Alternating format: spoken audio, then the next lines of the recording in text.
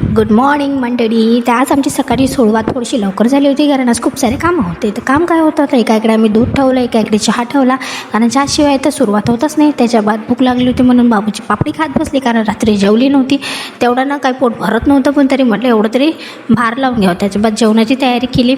जेवणातच खूप मोठा मेन्यू होता, कारण बाबूसाठी सारेला करायचं होतं, भाजी पोळ्या सर्व करायचं होतं, आणि आज लड्डूची सामग्री करायची. तेवढ्यात मग बँकेत जायचं काम आलं, तर आज बँकेत गेलो. बँकेत असं वाटलं 15-20 मिनटाचं काम असेल, पण बाई पुरा दिवस लागला. 7 वाजले आम्हाला यायला, आणि ते रेकॉर्ड केलं मी हे तेवढ्यात. मग बाई डबल बोलावलं बाई ताई ना. मग वापस आम्ही बँकेत गेलो. मग तिकडून यायला आम्हाला 8:30 वाजले. म्हटलं एवढा सारा दिवस पुरा बँकेत गेला, आता घरी जाऊन बाबूची रिॲक्शन पाहू काय भेटतात. तर बाबू आमचा कंप्लेंट करत होता आमच्या बाबासोबत.